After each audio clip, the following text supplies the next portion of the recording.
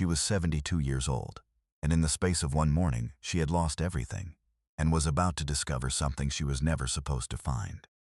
The house was still. Not the comfortable stillness Margaret had known for 47 years, the kind that settles over a home when two people are simply existing quietly in separate rooms. This was a different silence, the kind that has weight, the kind that presses against your chest when you breathe and reminds you, with every single inhale, that the breathing beside you has stopped. Arthur had been gone for 11 days. She still hadn't moved his coffee mug. It's sat on the kitchen table where he'd left it the morning before his heart decided it had carried enough. Still on his side, still angled the way he always angled it, handle pointing left, like he was perpetually about to pick it up again. Margaret had washed every dish in that house since the funeral. She had washed them twice, but she hadn't touched that mug, couldn't bring herself to, because moving it felt like agreeing to something she wasn't ready to agree to yet. She stood in the kitchen doorway that morning in her housecoat, hair still uncombed, looking at it. The pale October light came through the window above the sink and fell across the table in a long, quiet stripe. Somewhere outside, a neighbor's car started, life continuing, the world entirely unaware that something irreplaceable had been removed from it.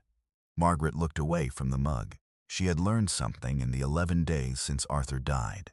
She had learned that grief, if you let it, will sit you down and simply swallow you whole.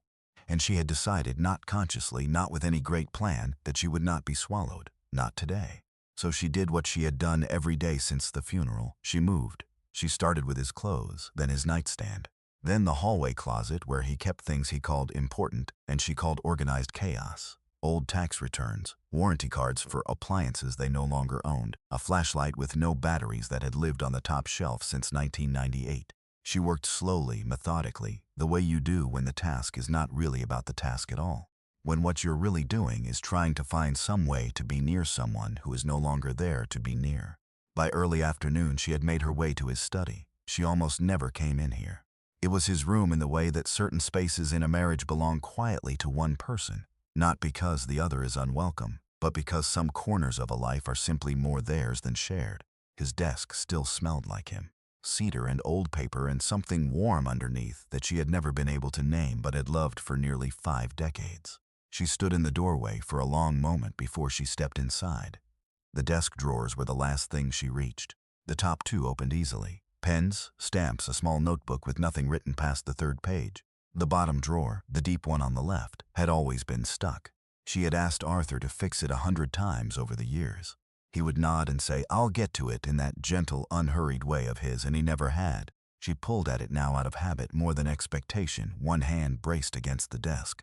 And this time, after all these years, it opened. It opened with a sound like a held breath finally released. And what she saw inside made her knees buckle against the old wooden floor.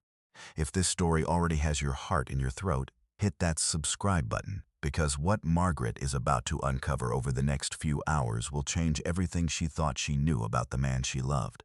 Drop your country in the comments below. We want to know where in the world this story is reaching you. And if you believe in love that keeps its secrets, leave a like. You'll understand why by the end. She didn't open it right away. She couldn't.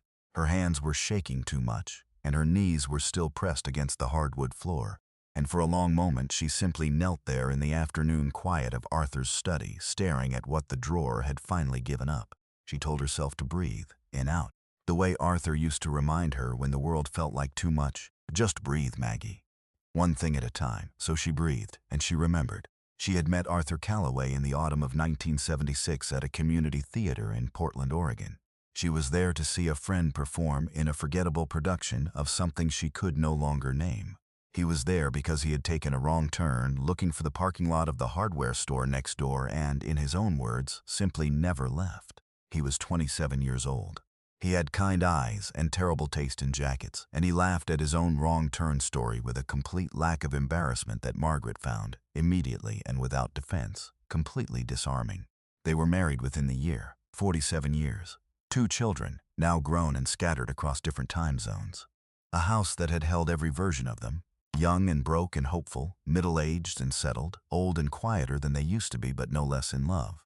Arthur had been, in the truest sense of the phrase, a good man. Not perfect, but good in the deep way, the consistent way, that is actually much harder and much rarer than people understand. He had worked for most of his career as a location scout. It was the kind of job that sounds glamorous until someone explains what it actually involves. Weeks of driving through unremarkable streets, photographing alleyways and parking structures and stretches of highway, sending reports to directors who might glance at them for 30 seconds before choosing something else entirely. Arthur loved it anyway. He had an eye, people said, a way of finding the hidden potential in ordinary places, of seeing what something could become, with the right light and the right story around it. Margaret had always thought that was also just how he moved through the world. He was a private man. She had understood that about him from the very beginning, and had chosen to see it as depth rather than distance. Arthur didn't share things lightly. He listened more than he spoke. He kept his interior life the way some people keep a beautiful room in their house, maintained, cared for, but not shown to everyone who came through the door. She had never once suspected him of anything dishonest. That wasn't the shape of his privacy. It was more like some part of him had been set aside, carefully and deliberately, and she had simply come to accept that she would not be given a map to that part. There was one period she had always felt more acutely than others, the early 1990s, Vancouver. He had spent nearly 2 years working productions up there. Independent films, mostly, small budgets and ambitious directors, and the particular energy of a film industry finding its footing in a new city. Arthur had come home from Vancouver different, quieter somehow, more deliberate. She had asked him about it more than once over the years, and he would smile in that slow way of his and say it had just been a good season of work, nothing more, and she had believed him, because he was Arthur, and she had always believed him. She looked down now at what she held in her hands. She had spent 47 years sleeping beside this man, and now, holding something sealed in his handwriting with a name she recognized from every movie screen in the world, she realized she may never have known him at all. She stood up slowly, the envelope in both hands, and walked out of the study. She didn't go far, just to the hallway, where she stood beneath the old light fixture Arthur had rewired himself in 1989 and never quite gotten perfectly level. It had hung at a slight angle for 35 years. She had stopped noticing it sometime in the mid-90s. Now she noticed it again, the way grief sharpens the edges of ordinary things and makes them unbearably specific. She looked at the name on the envelope. Then she set it face down on the hallway table and walked to the kitchen and put the kettle on, because she was not ready. And Margaret had always been someone who understood the difference between a moment that needed to be rushed and a moment that needed to be approached with great, deliberate care. This was the second kind. While the water heated, she found herself moving through the house the way she had been moving all week, slowly, touching things, remembering. But this time the memories had a different quality. They had a direction. They were pulling her back toward a specific seam in their life together, a specific stretch of years, like a loose thread she had always noticed but never pulled. The phone call came back to her first. It must have been 1994, maybe early 1995. Arthur had been back from Vancouver for a year or so, and they had settled back into their rhythm, and life had resumed its ordinary texture. She remembered coming home from the grocery store one afternoon to find the house empty and the back door open. She had found Arthur in the garage, standing with the phone pressed hard against his ear, his back to the door. She had heard only the end of whatever he was saying, 3 words, quiet and firm, the tone of someone closing something rather than opening it. He had turned and seen her and smiled immediately, the way he always smiled, easy and warm. Just an old work contact, he had said, and hung up, and she had believed him, because he was Arthur. Then there was the box, a medium-sized cardboard box that appeared in the back of their bedroom closet sometime around 1996. She had asked about it once. He said it was old location files he was meaning to sort through. The next time she looked, it was in the garage, then a few years later, in the study.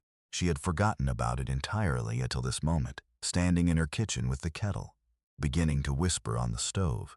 She realized now, with a slow and spreading clarity, that she had not seen that box anywhere in the study today. She had gone through every shelf, every corner. The box was gone, and then there was the name.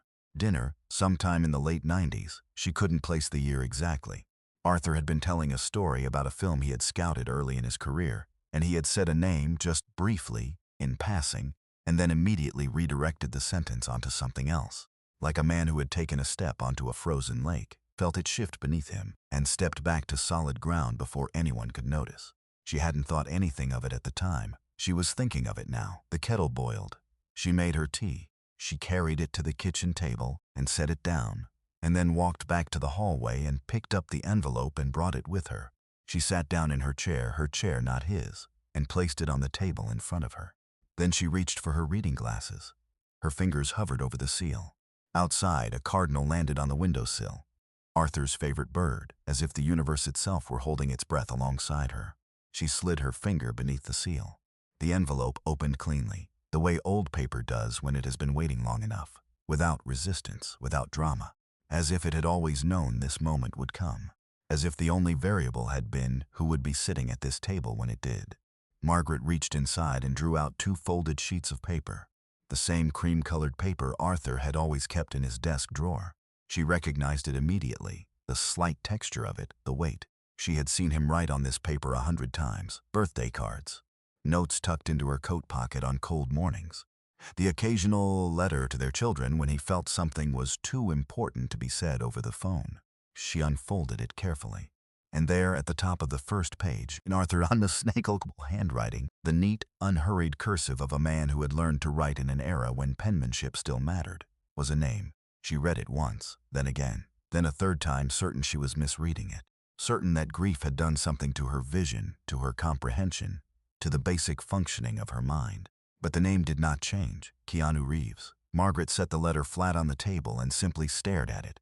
Her first thought was so ordinary it almost made her laugh. She thought, that can't be right. The kind of thing you think when reality has briefly outpaced your ability to process it. She looked at the envelope again, the same name on the outer fold in the same hand, no address, no stamp, never sent, just written, sealed, and hidden inside a drawer that had been stuck for 30 years. She picked the letter back up. The opening line was not what she expected. There was no "Dear Mr. Reeves," no formal greeting of any kind. Arthur had simply begun the way a person begins when they have been rehearsing something for so long that the preamble has worn away entirely and only the real thing remains. "I've started this letter 4 times, he had written. Each time I've told myself it doesn't need to be written.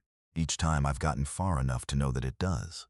Margaret's breath caught. This was not fan mail. She understood that immediately and completely.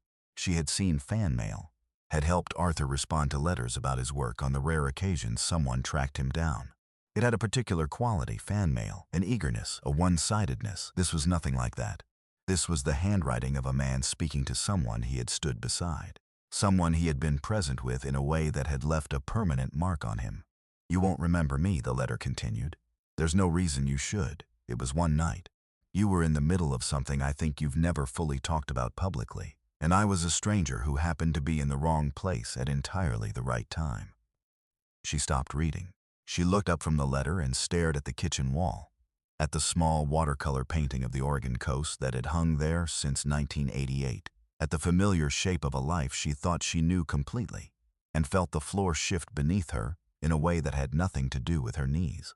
What you're about to find out in that letter, the reason Arthur wrote it, the reason he never sent it, and what it reveals about a side of him Margaret never saw, is the kind of thing that will stay with you. Make sure you're subscribed so you don't lose this video. Like it if Arthur's secret is already pulling at something in your chest. And tell us in the comments, do you think some secrets are better left hidden? Or does everyone deserve to know the truth? She read the first paragraph 3 times. Then she set the letter down, pressed both hands flat against the table, and whispered to no one, "Arthur, who were you?" She turned to the second paragraph, and the kitchen fell away. Arthur's handwriting pulled her out of the present the way a strong current pulls you from the shore. Not violently, but completely. One moment she was sitting at her kitchen table in October, a widow 11 days into her grief. The next she was somewhere else entirely. She was in 1993. She was in Vancouver. She was seeing it through the careful, precise words of a man who had spent his career learning how to look at places and understand what made them true. Arthur had gone to Vancouver in the spring of 1993 for a small independent production, a drama, low budget, the kind of film that gets made on borrowed time and borrowed money by people who believe in it too much to be practical. His job was what it always was: find the locations, find the streets and the buildings and the stretches of waterfront that would make the story feel real. He had done it 100 times before. He had expected nothing unusual. He wrote that Vancouver in those years had a particular quality to it. A city in the middle of becoming something, the film industry arriving in waves, transforming ordinary neighborhoods into temporary sets, injecting a strange new energy into streets that had been quietly going about their lives for decades. Arthur had loved it immediately. He wrote about the light there in November, flat and silver and honest, the kind of light that doesn't flatter anything but makes everything look exactly like itself. Margaret paused on that line and read it again. The kind of light that doesn't flatter anything but makes everything look exactly like itself. That was Arthur. That was so entirely, precisely Arthur that she felt the grief rise up in her chest like a wave, and she pressed her lips together and waited for it to pass. Then she kept reading. By November of that year, production had been underway for several months. Keanu Reeves was not attached to this film. That much was clear from the letter. He wasn't there for work or not for this work. What Arthur described was a man who appeared in the margins of the production almost by accident. A familiar face in an unfamiliar context, noticed by Arthur one evening, near a location they had been using on the eastern edge of the city. A quiet street, older buildings. The kind of place that looks like it was built for something important, and then quietly forgotten. Arthur had been working late, alone, doing what location scouts do in the final hours of a shoot day. Walking the space again, checking angles, making sure nothing had changed since the morning. He had seen a man sitting on the steps of one of the buildings across the street. Not doing anything.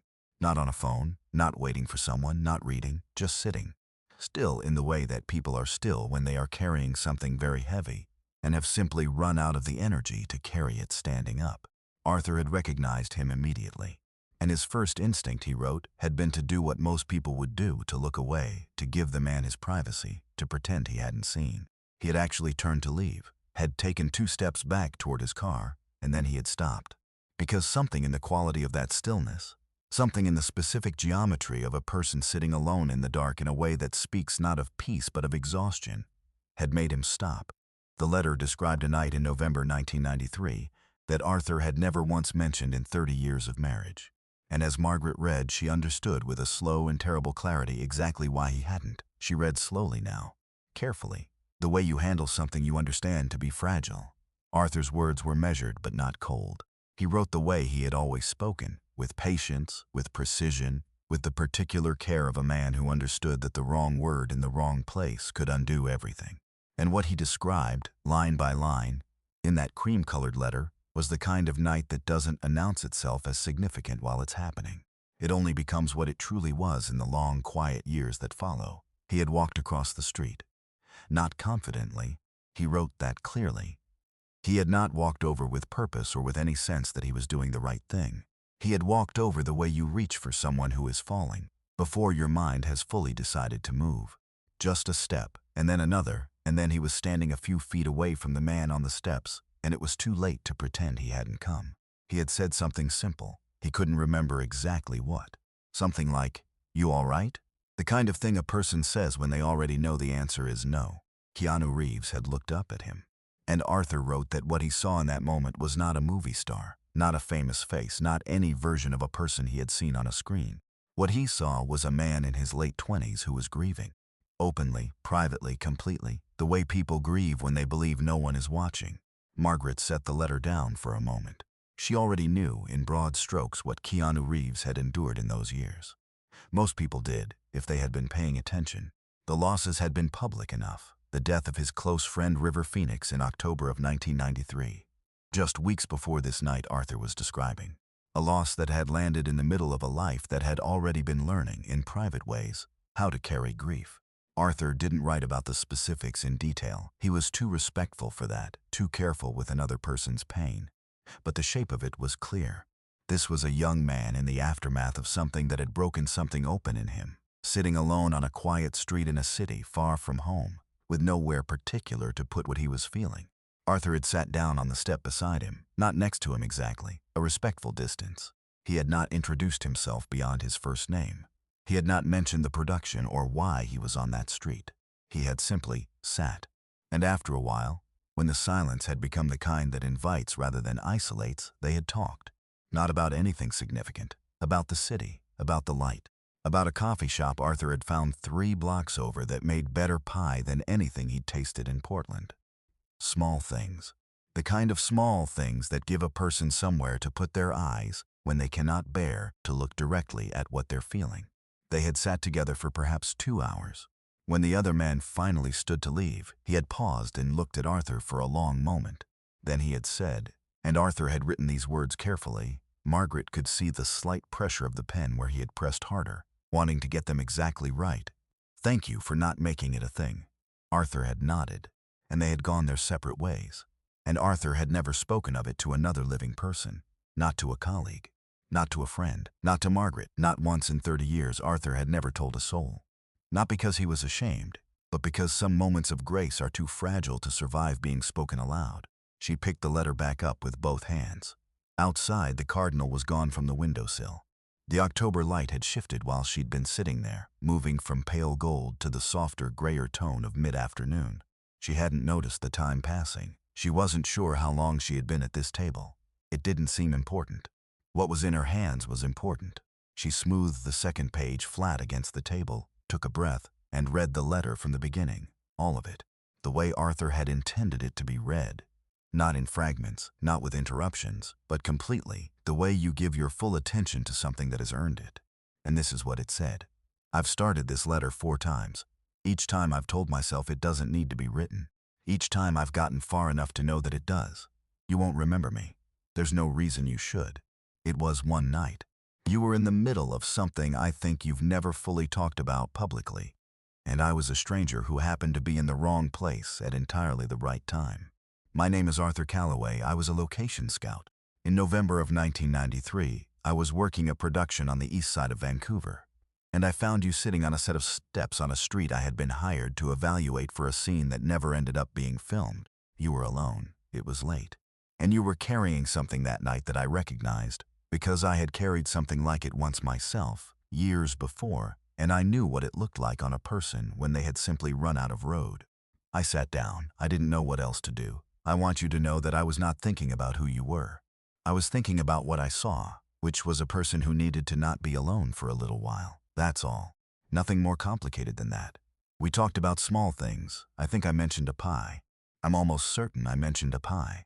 That embarrasses me slightly now, but I've decided to leave it in because it's true. And this letter, if nothing else, is going to be true. You left after a while. You said something that I have thought about more times than I can count in the years since. You said thank you for not making it a thing, and I want you to know it was never a thing to me. It was just a night. 2 people on a step in a city that wasn't home for either of us. But here is what I need to tell you, and why I am writing this letter more than a decade later. That night changed me. Not in a dramatic way, not in the way that gets written about or talked about, quietly.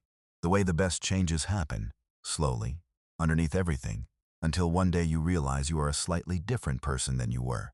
And you can trace it back to a single moment if you're honest with yourself. Being trusted with someone's grief, even unknowingly, even by a stranger who will never know your name, does something to a person. It makes you careful. It makes you aware of the weight that people carry behind their ordinary faces. I became a better observer after that night, a better husband, a more patient father. I stopped rushing through the parts of life that don't announce their importance. I have a wife. Her name is Margaret. I have loved her since 1976, which is, as of this writing, 27 years, and I intend to love her for every year that remains to me, however many or few those turn out to be. She is the most capable person I have ever known, and also the one who needs most fiercely to believe that everything is going to be all right. I have spent our entire marriage trying to be the person who makes her believe that. Some days I manage it better than others. She doesn't know about that night in Vancouver. I've thought many times about telling her. But the truth is that it belongs to you more than it belongs to me, and it was never mine to share without your permission. So I kept it. I put it somewhere quiet inside myself, and I carried it the way you carry something precious, carefully and mostly out of sight. I'm writing this letter now because I've had some health news recently that has made me want to settle certain things. Not bad news exactly. Just the kind of news that reminds you that the distance between now and later is shorter than it used to feel. I find myself wanting to close open loops, to say the things that have been sitting unsaid in the drawer, so to speak. I don't expect you to respond. I'm not sure I'll send this. I haven't decided yet. But I wanted you to know, in case it matters, in case it reaches you on a night when you need to hear it, that what you gave me on that step in Vancouver was not nothing. You gave me a reason to go home to my life and hold it more carefully. You gave me a reminder, at a time when I needed it, of how much can be lost and how quickly. You didn't know you were giving me anything. That's the part that gets me still, after all these years. The best gifts are always the ones the giver didn't know they were giving. I hope your life has been full. I hope the grief of those years eventually gave way to something worth having. From what I have seen, and I have watched from a very respectful distance, the way a person watches something that was never theirs to claim, it seems like it has. You seem like a man who has learned to carry the weight of things without being crushed by them. I have always admired that from a distance, and never more than in the last few years. Take care of yourself, Keanu.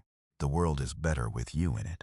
With gratitude and respect, Arthur Calloway. Margaret sat very still when she finished.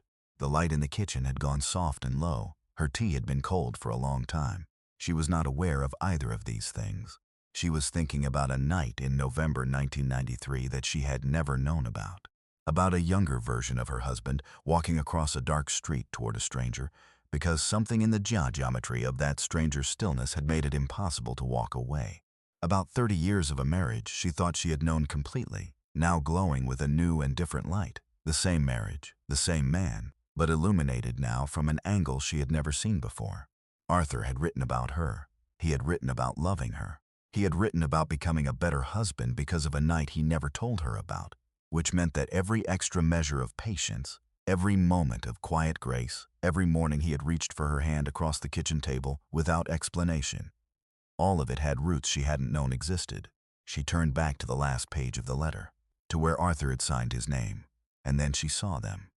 Below his signature, written in handwriting that was slightly different from the rest, a little shakier, the pressure slightly uneven, as if added later, in a different moment, perhaps a different year. 4 words, set apart from everything else on the page, sitting alone beneath his name, like something he had needed to add but hadn't known where else to put. The last line of the letter wasn't signed.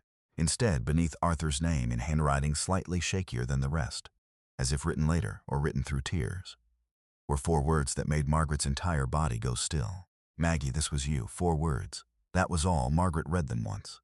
Then she put the letter face down on the table and pressed both hands over her mouth, and sat very still for a long time in the fading afternoon light. Maggie, this was you. She understood it immediately. That was the thing about 47 years with a person. You learn the language underneath their language. You learn what they mean when they say one thing and are really saying another. And she understood with a completeness that bypassed her mind entirely and landed somewhere deeper, exactly what Arthur had meant by those 4 words added beneath his name in slightly unsteady handwriting. Sometime after the rest of the letter was already written and sealed, he was telling her that the night in Vancouver, the moment of turning back toward a stranger instead of walking away, the 2 hours on the steps, the grace of simply being present without agenda or expectation, none of it had come from nowhere. It had come from her, from loving her. From 20 years of marriage to Margaret by the time that November arrived. 20 years of learning from a woman who had never once walked past someone who needed something without stopping. He had learned that from her. He had carried her with him onto that street in Vancouver without knowing it. The best gifts are always the ones the giver didn't know they were giving. He had written that about Keanu. But he had also, she now understood, been writing it about her. Margaret lowered her hands from her mouth. Her face was wet. She hadn't noticed the crying begin. It had simply arrived the way weather arrives, without a precise starting point, just suddenly present and undeniable. She thought about Arthur at his desk. Not recently, years ago, sometime in the early 2000s when the health news had come and made the distance between now and later feel newly measurable. She thought about him writing this letter carefully over what must have been hours, finding the words for something he had carried silently for nearly a decade. And then, perhaps in the same sitting, perhaps months or years later, adding those 4 words at the bottom. Not to Keanu, to her. Hidden inside a letter addressed to someone else, sealed inside an envelope, inside a drawer that had been stuck for 30 years. He had known she would find it someday. He must have known, or perhaps he had simply hoped. The question arrived quietly, the way the most important questions do. Not with urgency, but with weight. Now that she had found it, now that she was holding 30 years of Arthur's most private self in her 2 hands, what was she supposed to do with it?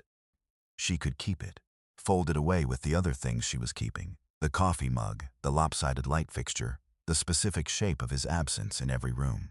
She could hold this letter as the private thing it had always been and carry it the way Arthur had carried it, quietly and mostly out of sight. Or she could do something else. The thought arrived before she was ready for it, small at first, then larger. The idea that this letter, unsent for 30 years, written to a man who never received it, still had somewhere to go. That Arthur's restraint had been its own kind of gift, but that perhaps the gift was not yet finished being given. Right now you are sitting with Margaret in that kitchen, holding 47 years of love in 4 words. If this story is doing something to you, and we think it is, subscribe so you never miss a story like this one. Hit the like button. And we need to know, what do you think those 4 words were? Drop your guess in the comments. We'll tell you at the end. She folded the letter carefully, the way you fold something you intend to keep forever. And then she made a decision that Arthur, she believed, would have both understood and not expected. She went back to the study, not to sort or clear or pack away. She was done with all of that for today. She went back because that was where Arthur had been most himself, where his particular smell still clung to the air most stubbornly, where the angle of his desk chair still held the shape of him, and she needed to be near that right now. She needed to sit in the room where he had written his letter and write one of her own. She found the pen in the top drawer, a simple black rollerball, the same brand he had kept there for as long as she could remember. She found the cream-colored paper. There was still a small stack of it, enough, and she sat down in his chair and adjusted it slightly, because he had always kept it lower than she preferred, and Arthur was not here to mind. She didn't think too hard about what to write. Thinking too hard was how you ended up saying nothing. She just began. She wrote to him the way she had always talked to him, directly, without performance, without the careful management of words that she might use with anyone else. She told him she had found the letter. She told him she had read it 3 times and would probably read it 300 more. She told him she understood now why he had kept it, and that she wasn't angry. She had searched herself carefully for anger and found none. What she found instead was something that felt strangely like gratitude, like receiving a gift from someone who was no longer in the room. She wrote about Vancouver, about the version of him she had met in those pages, the younger Arthur, crossing a dark street on instinct, sitting down beside a stranger's grief because he simply could not walk away. She told him she recognized that man completely. She told him she had married that man on purpose. She wrote about the 4 words. She didn't explain them or analyze them. She just told him that she had understood, that she had always known, in the way you know things in a long marriage without them ever being said aloud, that whatever goodness people saw in him had been shaped by the life they had built together. She had just never expected to see it written down in his handwriting and hidden in a stuck drawer for 30 years. She wrote for almost an hour. When she was finished, she folded her letter and held it for a moment. Then she set it aside, not to send, not to keep in any particular place, just set it on the corner of his desk where it could exist in the same air as everything else he had left behind. Then she sat quietly for a while and thought about the other letter, the one still addressed to someone who had never received it. Her daughter Claire worked in media relations in Seattle, had for 12 years. Margaret called her that evening, not to ask for anything specific, just to talk, and then partway through the conversation, to mention carefully what she had found. Claire was silent for a long time after. Then she said, "Mom, we have to at least try." It took 3 weeks to find the right channel, a foundation, a carefully worded handwritten note, not the letter itself, just a description of it and an explanation, written by Margaret in her own words with no expectation attached. A long shot aimed at an impossible target. She sent it and tried to forget about it. Mostly she failed. The email arrived on a Thursday 11 weeks after she had sent her note into the void. The sender line read simply, "KR Foundation Personal," and Margaret sat down very slowly before she opened it. She read it 3 times before she believed it. The email was not long. It was not formal. There was no letterhead language, no carefully managed distance of the kind that exists between public figures and the rest of the world.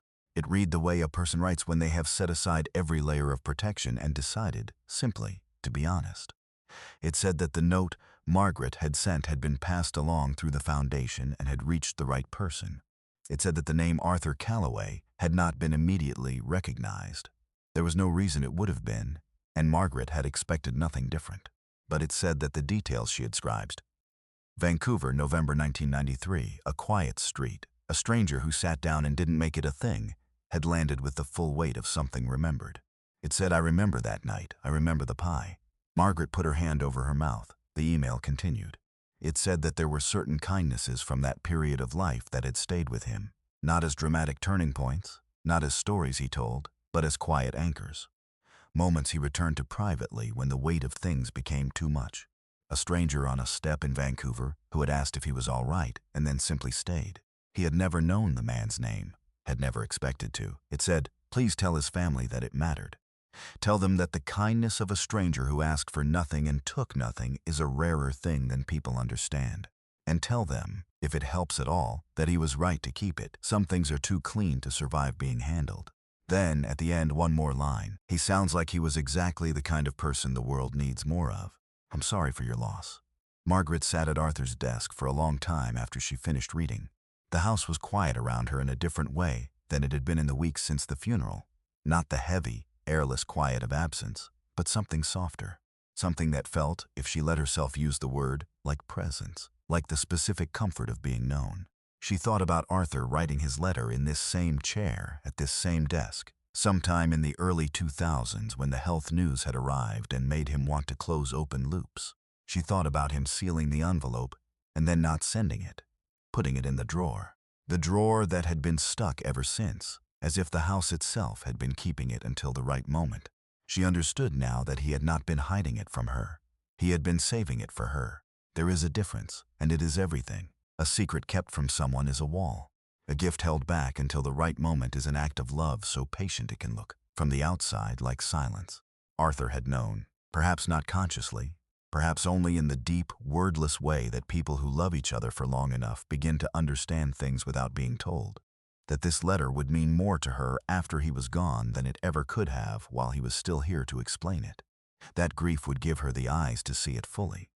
That loss would make her brave enough to open a drawer that had always been stuck. He had left her the best of himself, hidden in the most ordinary place in the world. The drawer had been stuck for 30 years. But Arthur had always known somehow that one day, when she needed it most, it would open. Some letters are not written to be sent. They are written to be found. And Margaret, at 72, with her whole life behind her and something new and luminous ahead, finally understood. The greatest love stories don't end. They simply change the room they're told in.